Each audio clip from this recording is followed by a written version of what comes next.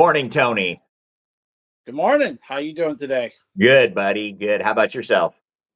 Oh, all right. I'll do my I got my morning cup of coffee. Yeah, I gotta get me a morning cup of coffee thing too. There you go. Okay, so the a quick story for everybody out there. I had done a video on testing reads on the dyno, and I had posted it up, and there was all these people who were like, "Oh, that's not correct. You got that wrong." Blah blah blah. And I'm like thinking to myself, you know, I wish I knew somebody that was a read expert. And then my daughter Kelsey pointed out to me, she's like, "Well, didn't you say Tony Doukas was one of the guys that was like super big into reeds?" And I'm like, "Oh yeah, dude, he's like the granddad of reed design." And she goes, "Well, he's on the page, he follows us." And I'm like, "Oh, you got to be freaking kidding me!" So that's when I reached out to you and asked you about reeds, and that basically started our first question. So can you give us a little of 50,000 foot overview of how did Tony get involved in reeds? Right. Yeah, years ago I was working on motocross bikes and still racing them. And I guess it was right around 1971, 72 when Suzuki had the first reeds that were actually had a piston port motor but had two sets of reeds going into the crankcase. Then in 72, Yamaha come out with the regular reed cage as we all know it, the big V-shaped cage. And that's when I started to look at different companies who were making reeds, and it was Fox and Boyson were the only two out there. I started to research the materials. A plastics company was next to me. I started to discuss the materials with him. He showed me where to find the materials, what companies made them, and basically after that, it was full game on, and I started to do every bit of research I could. Got hooked up with EBC brakes. I'm sure everybody knows who Oh yeah. EBC is. Andy Freeman's been to my house. I used to see him at all the trade shows. He kind of took me under his wing, made a lot of huge purchases in 1972. We've been friends. I'm a distributor for EBC. And that's how the game got started.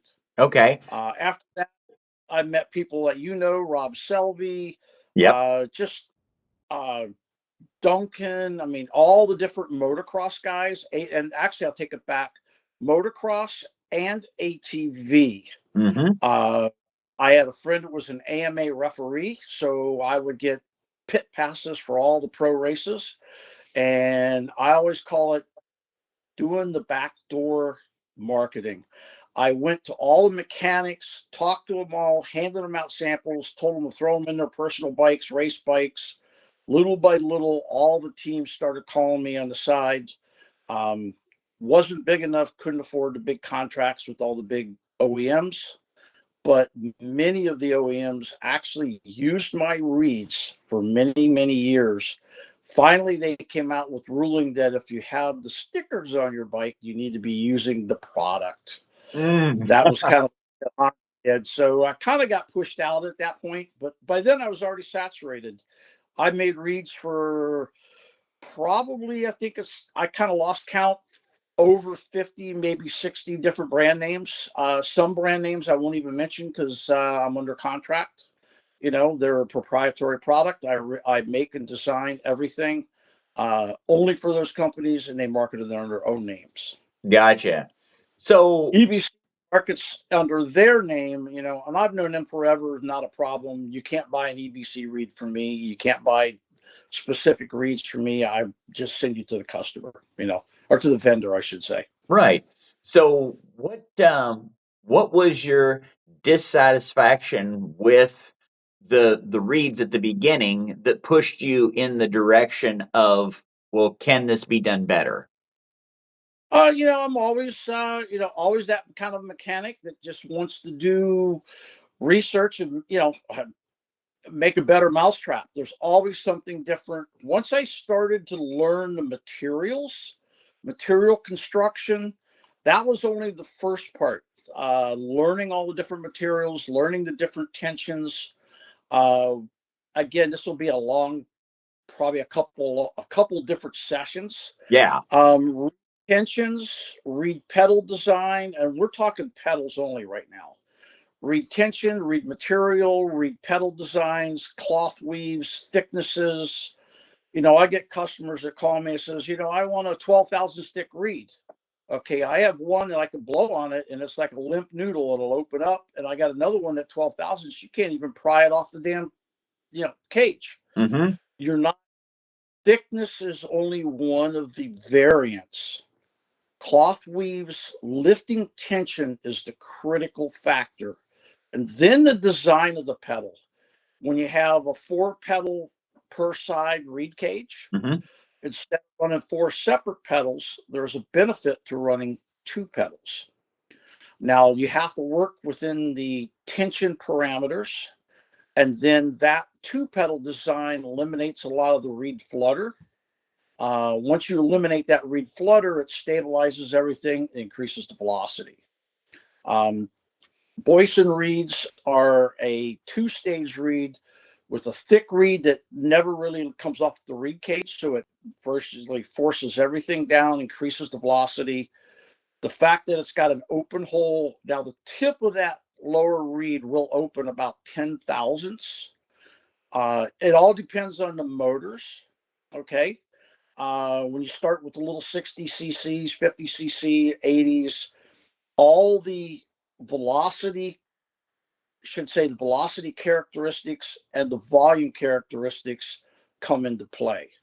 Um, the Boyson style reed, hate to talk about competition, but the Boyson style reed works very, very well, and it works incredible in a lot of conditions. But when you go to a much larger type of reed cage or a much larger type of motor that requires a certain volume, you can't make that up with the velocity.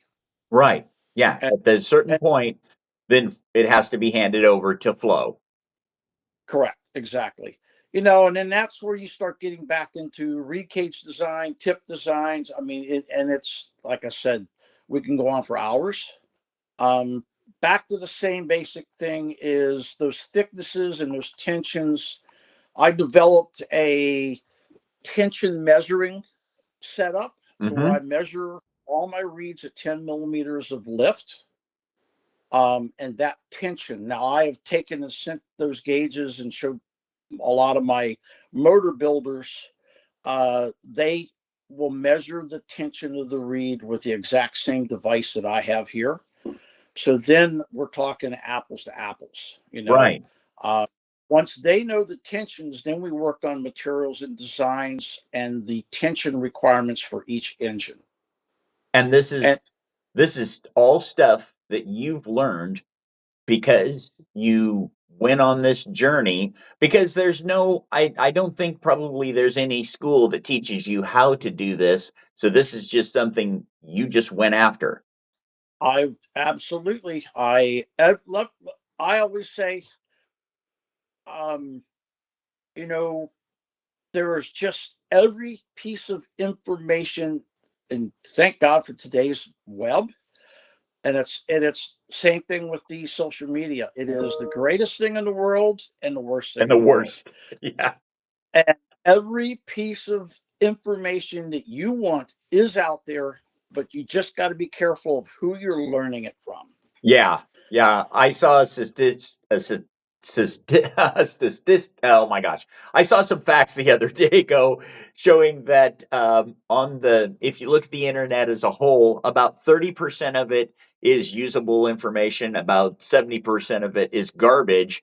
And that's mostly people will start developing off of the garbage because they Yeah, think that the massive information is what the truth is. But if that was the truth, we'd still believe the Earth was flat.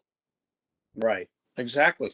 Hey, so before I let you go today, there's something behind you right there. What is that? Here, let me try and get. Oh crap! It What? is a it is a V twin 587 cc two-stroke engine, custom built, and that is going to go into one of my race bikes, which is an Aprilia RSV 1000 RR chassis.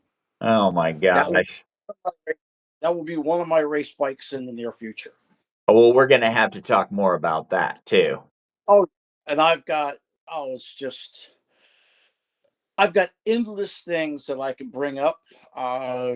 Mainly, like I said, the first thing is what we're covering now in the first 3 or 4 segments are the reed cage, all the reed products, because that's what put me on the map. One of the other things that I do that most people, that your guys may not even know, is I do a lot of watercraft mufflers. Personal watercraft, high performance racing exhaust, basically mufflers. Uh huh. That's just that is the 2 products that I do that really kind of, again, put me on the map. Sell to all the different distributors. But two stroke passions, which is why that brought us together, Yeah. is we need to get this information.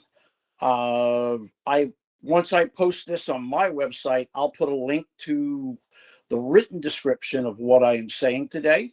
Yes. And it takes far too much of my time to write it all up. The digital format, I think, is brilliant, and I think is going to help educate all the good tuners out there, all the good two-stroke tuners.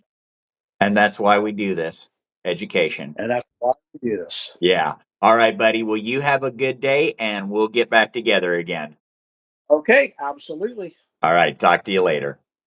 All right, thank you.